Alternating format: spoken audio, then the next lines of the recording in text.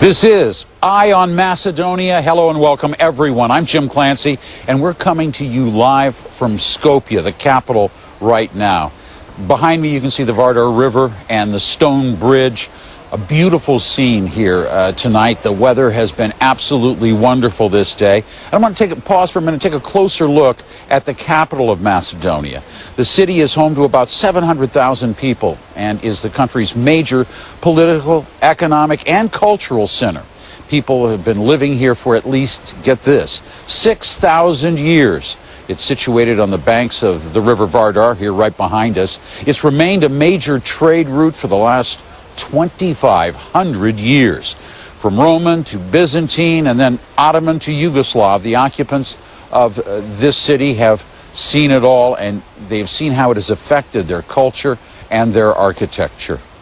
All right, as we look at all of this, what has been happening in Macedonia today, we've got the various scenes that have played out. If we look back to 1963, that's when a devastating earthquake destroyed much of the regal old city. And there's something that you can see as well.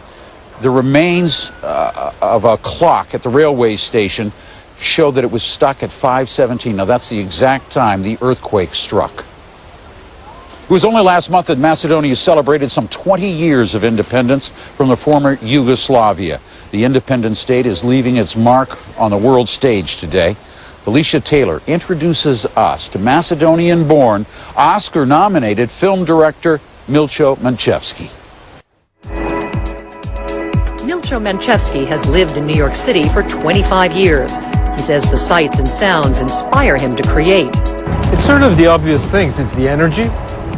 It's the social space. There's so much social space. You can be anyone you want to be and people leave you alone.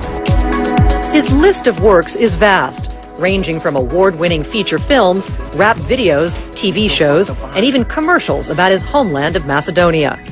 Manchevski is just about to go on tour for his latest feature film, Mothers. Кажете на наставничката дека ќе рај болеше стомакот и мора да ја носам дома, okay? The reason the film is called Mothers is because the film tries to ask questions about the nature of truth. And mothers are those who teach us first to tell truth and to tell lies. His first film, released in 1994, was what catapulted his career. Before the Rain was nominated for an Academy Award and won the Golden Lion for Best Film in Venice. Like, it was all of a sudden, you know, I mean, there I am, people sending my scripts back in the mail, unopened, unread. And a few months later, I'm, you know, in meetings with studio heads and you know, Nicole Kidman and Warren Beatty. Manchevski was born in Skopje, Macedonia, and started writing when he was a young boy, winning awards as early as age 12. But it was the United States where Manchevski was able to realize his possibilities, which is where he came as a teenager to study film and begin his career. You know, there's something about that promise of reinventing yourself, which I guess all the immigrants who ever came to the U.S. were probably thinking of. It's like, okay, and now for something completely different.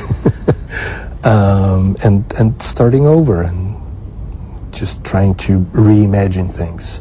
Manchevski starts over every time he sits down to write a new script or peer through the camera lens as a director.